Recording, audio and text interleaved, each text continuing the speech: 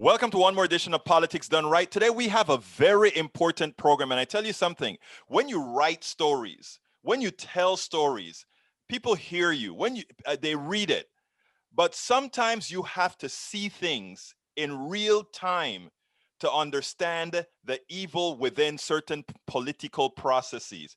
Today we are honored to have El Señor once again, Greg Palast from gregpalast.com, Greg Palast Investigative Journalism. Greg, how are you doing today, my friend? Pretty good, Egberto. It's getting through the regime. Let me tell you something, okay? You have a reputation. You have a reputation of going where places that others don't go. And sometimes that gets you into trouble that people shouldn't really consider trouble, because it is what I call, as our friend in Georgia calls, the necessary trouble. Was that what Mr. Lewis said? The Yes. Congressman Lewis says? Good trouble. Yes. Good trouble. Well, for those who've been following Greg Palast, and this I did for the Brian Ross Investigates and Tom Hartman report, is that, for years I was working for BBC Television and The Guardian. And at BBC, we didn't do what they do in America. In America, if bad guys won't give you an interview, say, oh, they gave us no comment. We don't allow no comment. We go hunt them down and find them. And sometimes it's dangerous. In fact, in the film you're going to see with me, what you won't see in the short film, we're going to have more coming out later, is that before the interview began, this woman was showing me all her stacked ammo. She had a loaded shotgun next to her door. This is a Georgia GOP official. She, by the way, it won't be mentioned in the film, but she is running for vice chair of the Georgia Republican Party, will probably win. She is the candidate of Marjorie Taylor Greene, the fruitcake with the Jewish space lasers.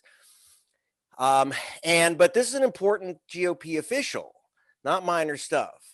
And you're going to see what the lengths that they will go to eliminate voters of color from the voter rolls. I've been hunting this story down for 20 years. Greg, let's pause. I want our audience to see the video first of all. Check this out.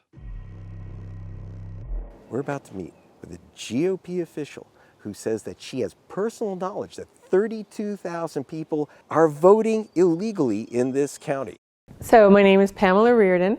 I am currently 6th District Committee woman to the state party. I know for sure voters do not live here.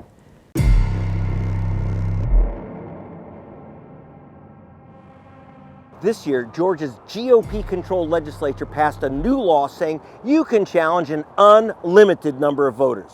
Do you know this woman? Do you recognize that woman? Not offhand. I don't. Okay, you never spoke to her? No. What about this guy and his wife on his honeymoon? Do you recognize that man?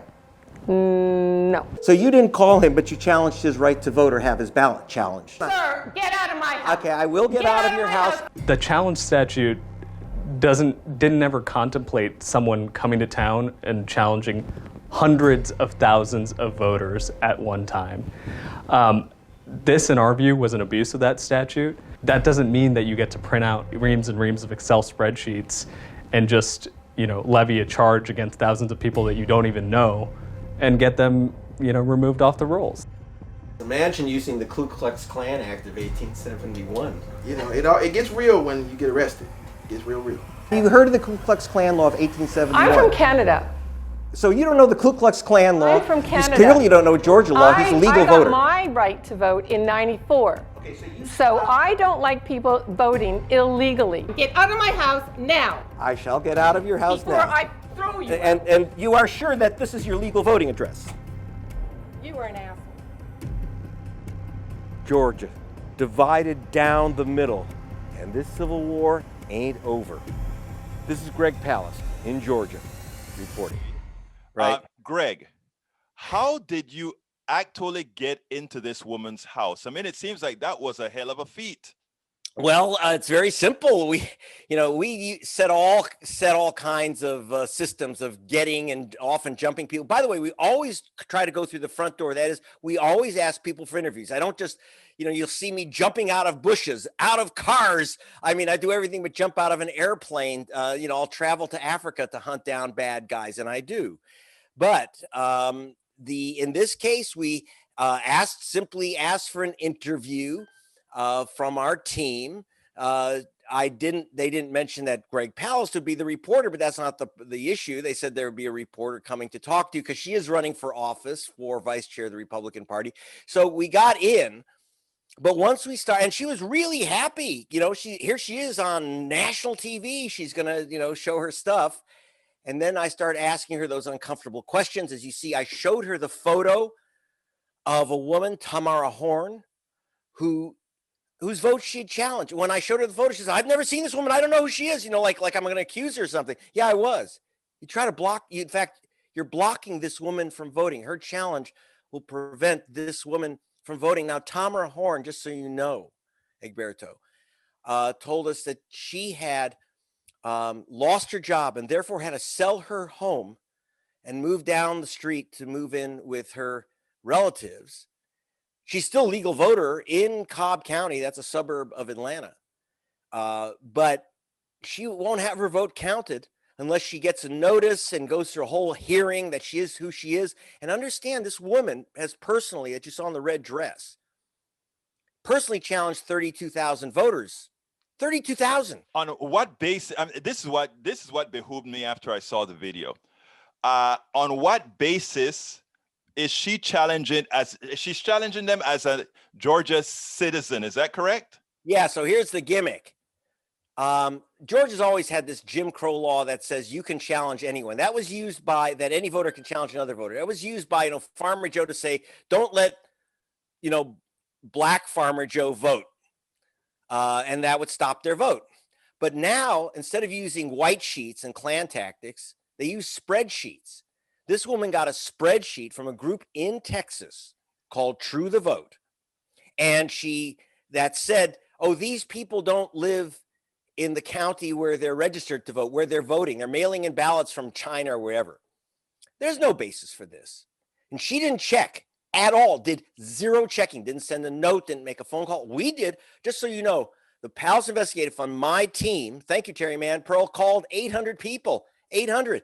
And they're all saying, well, I live here. I've been living here. Maybe they've moved down, in the neighborhood. That doesn't change your vote in Georgia or almost anywhere else.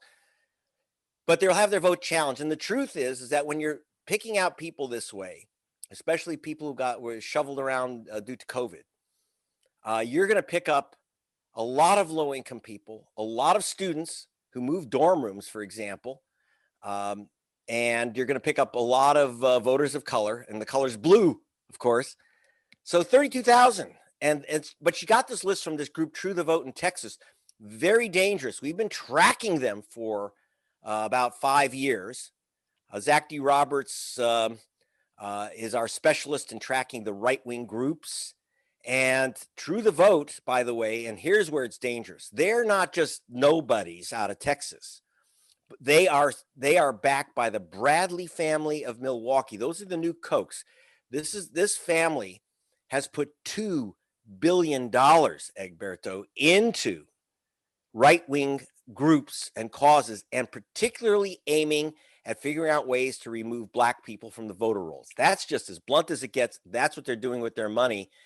And I'm afraid that what you just saw in Cobb County and in Georgia that I've just exposed, if this takes off, if they get away with this, they're going to take it to Texas, to Wisconsin, North Carolina, Florida, and several other states that have these so-called citizen challenges, which again used to be, they're always ugly, don't let that guy vote. But when you're sending in tens of thousands, hundreds of thousands, remember the Republican Party's operatives, mostly Republican operatives, all working for True the Vote, are challenging 364,000 voters, a third of a million voters in Georgia, a third of a million. And I got to tell you, the ACLU, NAACP, they were just stunned that this was going on. And so I'm very, very concerned. Their basis, they did no checking. They simply took a list from this group, True the Vote. It is dangerous stuff. And remember, this is not the government removing people. But one thing that was not in the film is that the Republican Secretary of State of Georgia actually encouraged this group, True the Vote, and these GOP operatives to mount these challenges. And you know what he said? This should make you sick if you're an American. He said the Federal law prohibits me from removing voters, but these people can. So it's a way to work, what he thinks is a way to work around the federal law that says you Right. can't pull this stunt. Right. Well, look, let me go a little bit further here. This is deep. And by the way, you said you think something like this can spread. There's no doubt it's spreading. Let me give an example. In Arizona right now, where they're doing that recount in Maricopa County, these guys have 800 people that are knocking on doors. Well, I don't know if it's 800. They knocked on 3,000 voter doors to verify whether they really voted. That is actually voter intimidation according to federal law. They're executing it, and we don't have our new Attorney General. What's his name? You know who? Merrick Garland. Garland. We don't see him being aggressive and telling these folks, simply, you cannot do this. People need to be thrown in jail so that they are made examples of before this stuff metastasizes. That is a thing of civil wars because, again, if too many people think it is okay before it is nipped in the butt, it's too many to stop then. So, I mean, I'm glad that you did this report that you did. Now, one would think... By the way, I should say that Merrick Garland just issued a statement saying that he's going to begin prosecuting those who violate voting laws. And I got to tell you that, as you heard from Gerald Griggs, who represents the NAACP, he's also been, by the way, the lawyer for the Palast Investigative Fund. And he said, look, when we showed him what they were doing, he said, this violates the Ku Klux Klan Act of 1871. After the Civil War, the American Congress passed a law that said that the night riders and those who intimidate voters go to jail. Exactly. This is simply a digitized version of the night riders. Like I say, instead of white sheets, it's spreadsheets. Exactly. But it's still the same crime. Attorney General Garland, please take note. Pull out your handcuffs, read them their rights, and put an end to it. Exactly. That is what needs to be done. That's what needs to be done. Now, last question here. Well, second to last question. You know what my last question always is. But anyhow, second to last question here. This is something that I would have expect the mainstream media, all of them, just take that simple video that you have here, and I know you have more to it later on, and take that and let America see the kinds of things that are happening. Why is it that we don't see that? Tell me your story.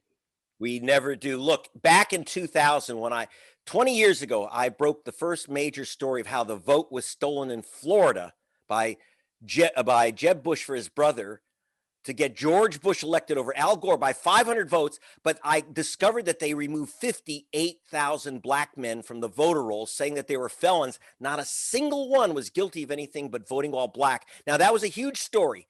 It got in the New York Times, but only in the column of a black columnist, Bob Herbert. The Times didn't cover it. No one would cover it. I got it in Salon. I got it in Rolling Stone, those places. And it was put out all over the world by BBC television. I did the report for them, and the front page of the Guardian newspapers, where I was an investigative reporter. I was actually living in London. So the rest of the world gets this news. We don't. 4 years later, the New York Times talked about the infamous felon purge in Florida. Well, they didn't. How could it be infamous? You never reported it in the first place. So after a while, it becomes truth.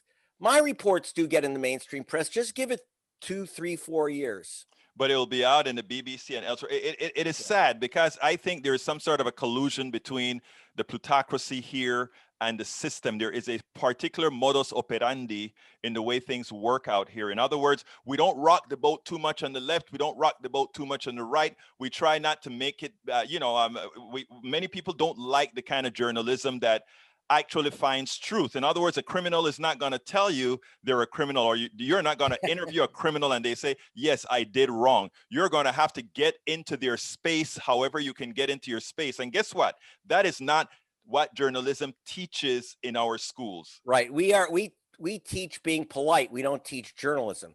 Exactly. So we have today in America, we have too many repeaters, not reporters. They go to press conferences. In fact, one major so-called progressive outlet told me, oh, it's great. It's an extraordinary report, but the host didn't want it because they said, well, it's just too gonzo. Why couldn't you get this in a press conference? Believe it or not, people who steal votes by the tens of thousands don't hold press conferences. That is a they don't sick announce it. statement. That's a sick statement. Greg, I got to go. Tell me, Okay. what would you have liked me to ask you that I didn't? Okay, well, the only thing I would say is what's next? So we have to expose this thing now. Go to gregpalast.com, watch the continuing reports, because what you saw, that woman challenging 32,000 people, even in that county, the chairman of the Republican Party added another 16,000 names. This could flip. The question is, how will this affect the elections? Big time. Reverend Senator Warnock is running for re-election next year. If 300,000 voters of color and young people are flushed out, he's doomed. Stacey Abrams may run for governor of Georgia next year. That's expected. She lost by only 50,000 stolen votes. We've reported that. And I got to tell you that, if you take out 300,000 voters, it's not that I'm for Warnock or Abrams. My point is, why don't you let the people make the decision? The voters choose, not the tricks, not the Jim Crow games. Greg Palast, please visit gregpalast.com, GREGPALAST.com. That is true investigative journalism. Some folks don't really like to do things in certain ways. Look, when I saw that video of my brother, I had to contact you and say, we got to get this to hell out for people to see, because this is what's killing our democracy. It's been my pleasure to have you once again on Politics Done Right.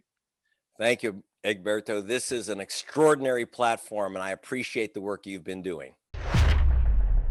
We spend a lot of time deconstructing the news, trying to parse it into a form that everybody can understand. We try to find those little nitpicks where it flies above the fray, etc.